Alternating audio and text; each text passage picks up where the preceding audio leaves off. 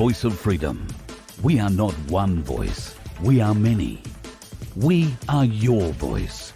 But we can only be effective if you use your voice. Your voice. This is the voice of freedom. We will not hide from the truth. We will ask the hard questions until we are sure we have the truth. Welcome to the Voice of Freedom, where your voice will never be silenced. Well, good morning, folks, and welcome back to the Voice of Freedom. My name's Carl Liebold. Normally, we talk all sorts of dim, dark, dangerous things and politics and all that sort of stuff. Not today. Today, we are going to speak with one of the bravest women I've ever met in my life. Put your hands together for the wonderful Michelle Lee. Thank you for joining us again, Michelle. We are very close. We should explain to folks who haven't seen or heard our previous chats that you are about to embark on a journey of supreme madness, as I like to call it. You are an endurance rower that has already been able to conquer one ocean in the world, but now you want to conquer the biggest one, and you are going to row a rowboat from America to Australia, from under the Golden Gate Bridge to under the Sydney Harbour Bridge. Welcome to the show. How are you feeling? How's the training going? I'm on track. Training is actually the least of my problems, to be honest, because that's just something that I do out of pure passion. It's the highlight of my day. Ask anyone who knows me, what do I love the most? It's getting up at 5 a.m. or 10 to 5 to go to training. So that to me is the least of my problems. But it's getting to the start line that's the hardest thing. People will always tell you, getting there is going to be harder than the actual event. Well, it's true. So you've been preparing this for some time now. What has been the hardest part of getting the boat prepared, getting yourself prepared? Because your boat is now on another boat and on its way to America. So you can't jam any more in it. You can't do much more. What's been the hardest part of the whole journey so far? Navigating around, everything that COVID was, because as we went into lockdown, I literally went into meltdown because what COVID did was it highlighted for me what exactly were my values and what was the things that in life I value and treasure the most, and it's freedom. It's number one above anything is freedom for me, and that's the thing that was being impacted. And at the time I had no idea what our 2 whole years was going to look like. So I basically started preparing this, going to lockdown. I'm like, oh my God, I've got to do something. Oh, that's it. I'm going to start preparing to row across the Pacific Ocean. So, I was thrown into a world of everything. Every time you turn around, it was, you can't, you cannot, you can't go there, you can't do that. So, even trying to prepare the boat in lockdowns and not being able to move around freely just to get from, across 6 suburbs to where the boat was stored to work on it. And then, of course, there was all of the restrictions on you can't be next to one other person if they're outside of your household and all this bullshit. So, and then of course, I had to door knock. I had to reach out to sponsors and to corporates to say, hey, you want to come on this ride with us? You want to, back me and support me? Well, nobody was prepared to go and do any new commitments, basically. So, every time I turned around, I was just getting knockback after knockback. But this desire and this need to look after and protect my freedom was just getting louder and louder. I was like a caged tiger. So, well, when you sprung the cage, you certainly sprung it in a big way.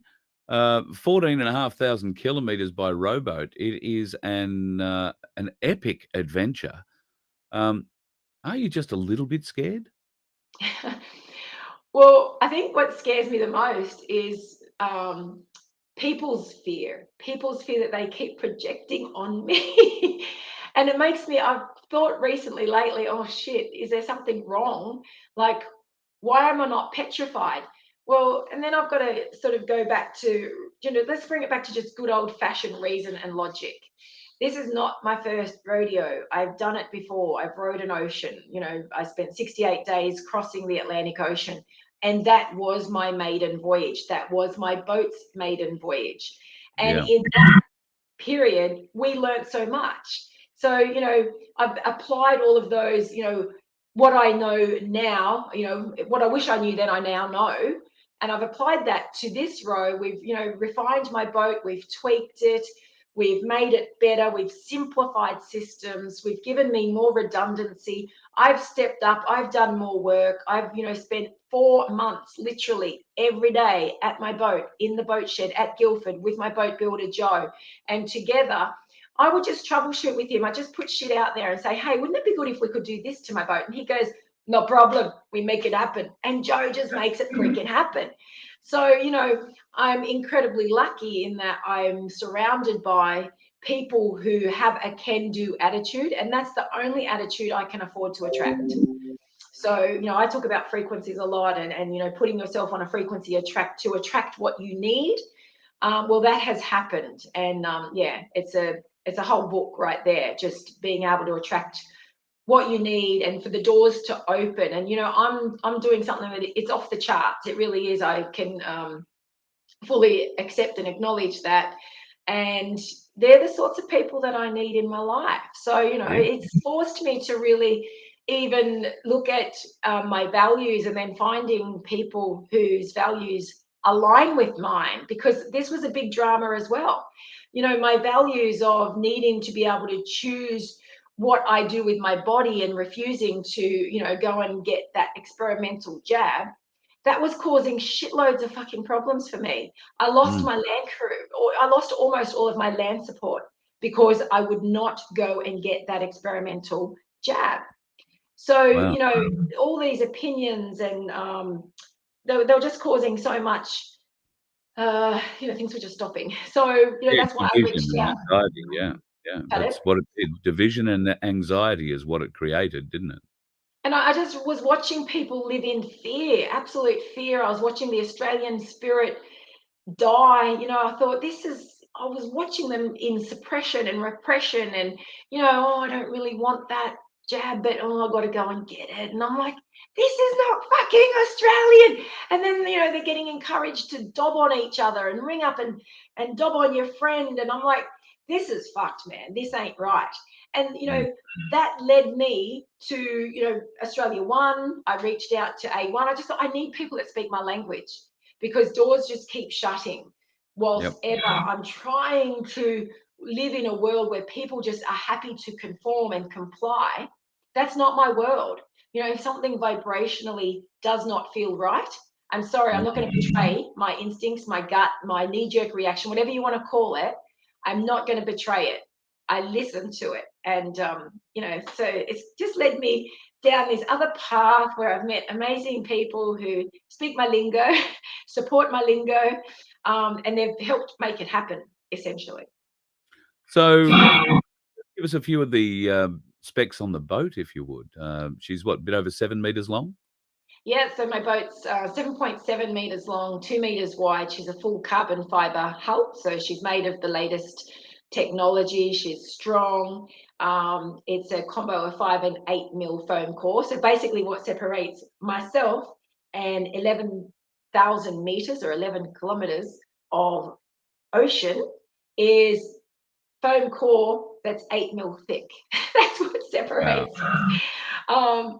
But yeah, I fully trust my boat, because I was, you know, involved in the boat building process right from the get-go. You know, when those panels arrived as a flat pack, like you know, an IKEA flat pack, I've been part of that boat build from the get-go. You know, I took part in the sanding, feathering, grinding, you name it. I know every single bulkhead, every nook and cranny in her, and I know her intimately. She's kitted out with all of the latest electronics and all of the navigational equipment that a ship has, except it's all just condensed. I've got all the latest safety equipment, a 4-man life raft, VHF radio, I have sat comms, you know, flares, and an electric water maker. We've got solar panels, we've got batteries, you name it. She's got everything. I can be completely self-sufficient for a year. So my concern is that 7.7 meters, 2 meters wide. I suppose you can store a fair bit of food in there, but most of the open deck area isn't where you're going to be storing food. So you've got to prepare literally for what, 12 months at sea? Yeah. That's an awful lot of weight you've got in the boat. How hard has it been to balance it all?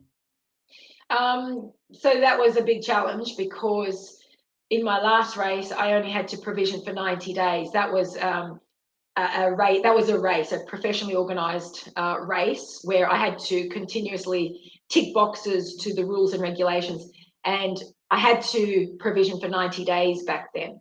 So this time, I am provisioning for 360 days, which meant I had to package all my food very differently. It all has been purposefully repackaged so that I've got 6 to 10 meals in one bag, and that reduces a shed load of packaging, which takes up a lot of space. Yeah. And then luxury items that I had on board last time, I've had to go without this time. So, I had a popper of milk, 300 ml popper every single day for my last row. Of course, now I've got powdered milk.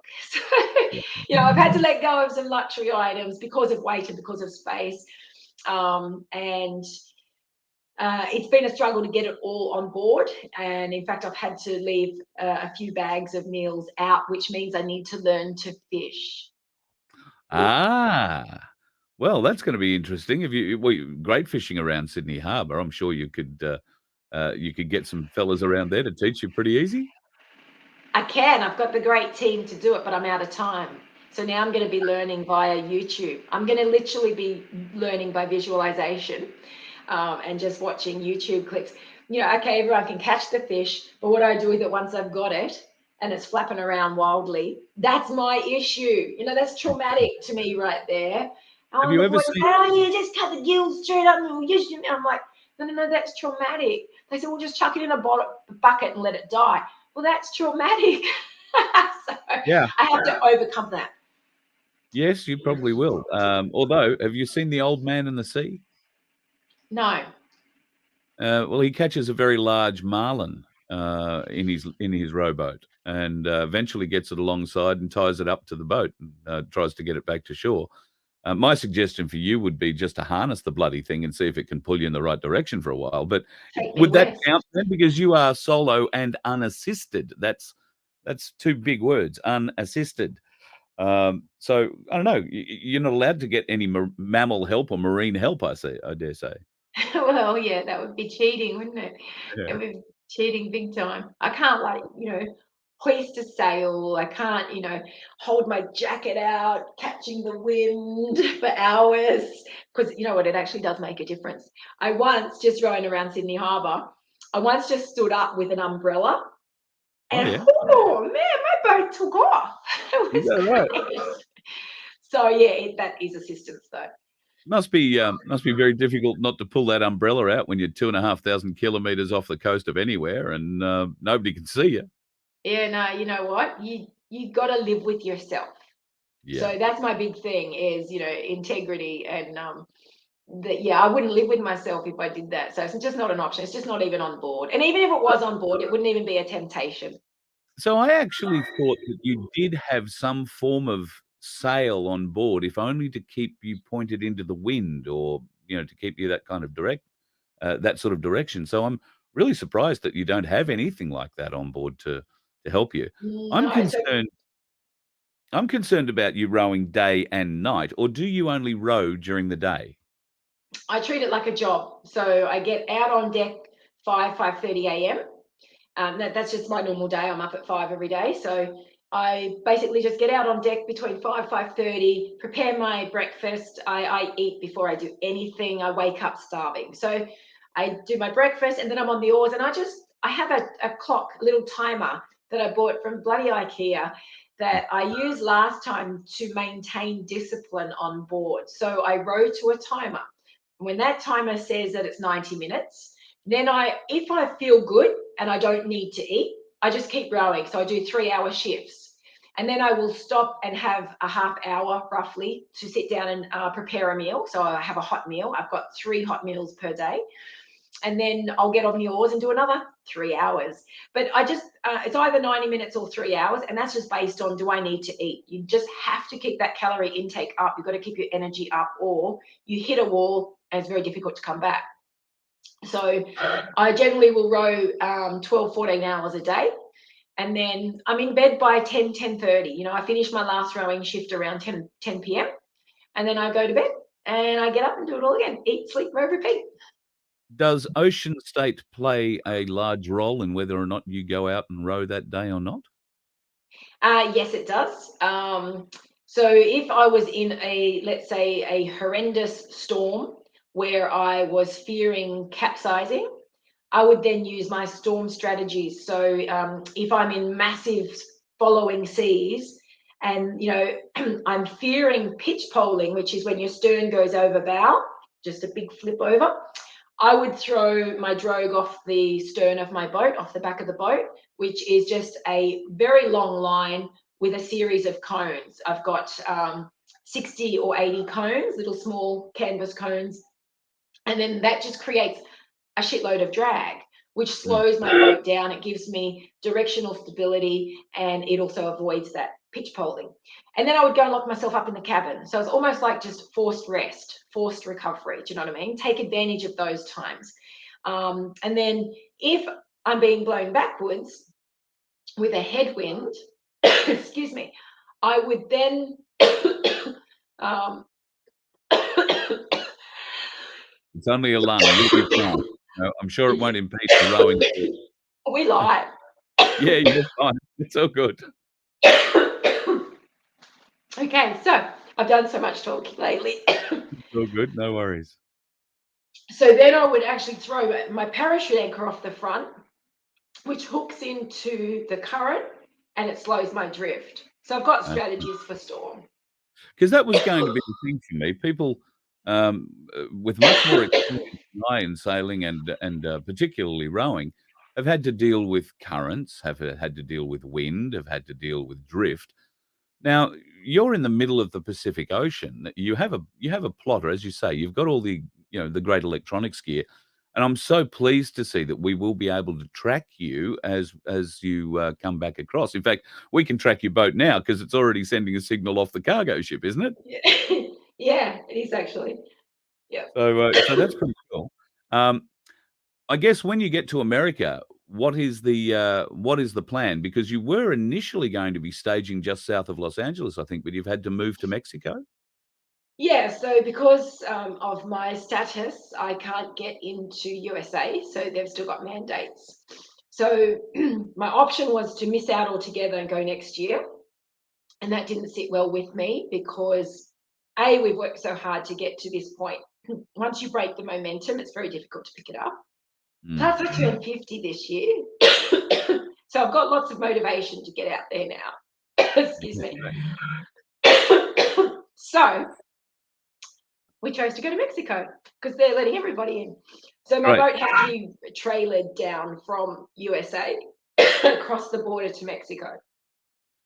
So what are you doing then? You're going to fly open to Mexico and meet the boat there, make sure that it's obviously survived the journey over on the cargo ship okay, and make last minute preparations, I guess.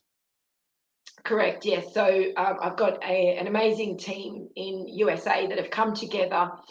I won't say out of nowhere because that's not true. Again, it's all about that frequency that you're on and whom you attract into your life. So Victor from Tiller and Kites in Arizona, he just answered a question that I put on Facebook, a yacht group in Facebook that said, hey people, has anyone had any experience getting a boat across the border from USA to Mexico? Because I got told that this is almost an impossible task and that I needed a fixer. I needed someone who would bribe the officials to let me get across and all this sort of stuff. So I just asked the question, and one of the guys that answered was Victor, and he goes, look, it's not that big a deal, get in touch with me.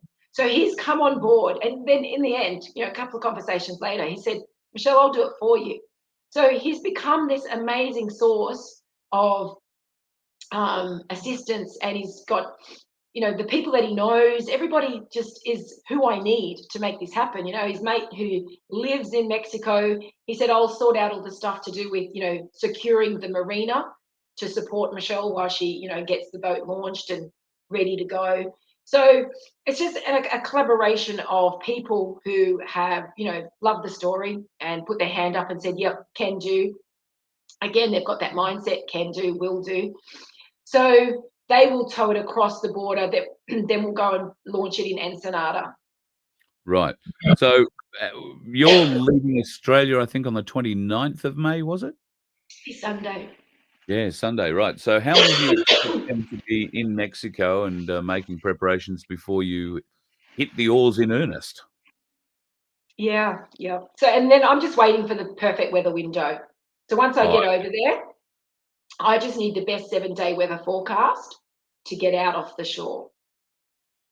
okay. So once you're out off the shore, are you heading for an area in the ocean that you know has southerly blowing sort of waters? Southerly blowing waters. You can So tell I'm a bloody sailor. typically, the Pacific will be blowing easterlies, which means it's pushing me west, which is what I need. So just by using the passage weather, um, I should, by rights, I should have mostly following seas, winds, and currents.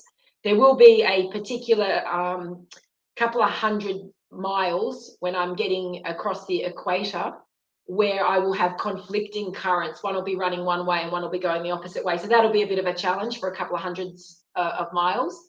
But my weather router, so I've got Roger Badham who's routing for me, he'll be giving me advice such as, look, Michelle, we've got a low coming through. I need you just to get as far south as you possibly can for the next 48 hours. And then he'll be monitoring me, monitoring that weather, and trying to route me on the outskirts of anything nasty.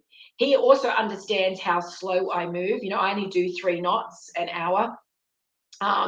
If I'm in nice big seas, obviously I ride those waves and I surf the waves. And that gives me more mileage in a 24-hour period. So, you know, if I'm on a nice 4 or 5 meter swell, man, I'm kicking up sort of 40 and 50-mile averages a day. So that's a good day for me out there if I'm clocking over those sort of miles. And that's what Roger will try to do. He'll try and find currents that are going my way. He'll try to find, you know, the most favorable patterns by just routing and changing my bearing slightly. You know, sometimes you'll have to go a little bit north, sometimes I'll have to go south, with obviously one ultimate destination in my sights, which is Sydney Heads. That's what we're aiming for. Yeah. However, we won't actually have that luxury to say I'm coming into Sydney for sure. That will be dictated to by Mother Nature at the time when I'm closer to our land mass and our coastline. Then we'll have an idea if I'm actually going to go to Sydney or will I end up being pushed up north. So the 3 ocean rowers that have done this non-stop from either Mexico or South America, they have ended up north. They've all ended up sort of Cairns, Mooloolaba, and that's just because we can't fight the weather. You know, I can only row 3 knots. So if I'm rowing into a headwind that's 4 knots, I'm going backwards 1. Yeah. That's what we're fighting with. Yeah. So, well, we'd love to see you in Queensland. That's a big range of landing area from Cairns to Mooloolaba. It's about Huge. 2,000 kilometres. So Yeah. give you something to aim at. Look, I'm just staggered at the scale of this journey. What are you going to miss the most? What I learned on my last one, it was the human kindness, human touch, the ability to do something, to serve, to do something for somebody else. They're the things that I just yearned for, and it wasn't until a psychologist heard me say that, and they said, that's your oxytocin. So, you know, you got your 4 feel-good hormones. So I've had to learn a whole lot. You know, you've got your 4 good feel-good hormones that you can hack naturally. Oxytocin is the love drug. That's the touch, the feeling, the kissing, the hugging a pet, service to other people. We're topping up our oxytocin levels when we do those acts. So she said, take a toy, take something nice to hug. To, you know, she said it works for children. You know, Yeah. you give them a toy when they're having a hissy fit and they're you know, calmed and they're, you know, so I do have 2 little toys now to hug in those events, but also power of visualization. You know, I've been told to full on go into imagining, even like put your own arms around you, feel your fingers sinking into your back and all this sort of stuff. And that will also have a physiological and change within your brain. So I can start to hack those chemicals now just with power of knowledge. You know what I mean? Yeah. So I understand how you've been able to train the physical you, but how do you train the mental you for 360 plus days at sea?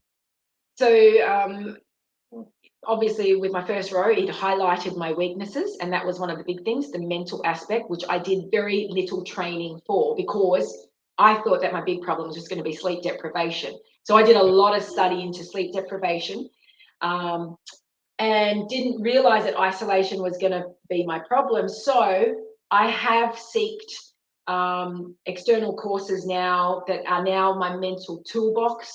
I've done them, 18 months ago, nearly 2 years ago. So I have these tools that I've been practicing.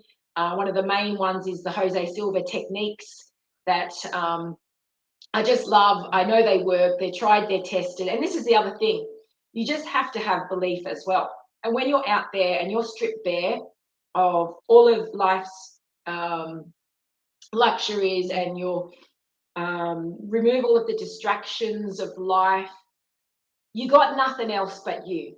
So you have to find it from somewhere with the resources that you have. And those resources for me are things like the Jose Silva techniques, ultra mind techniques.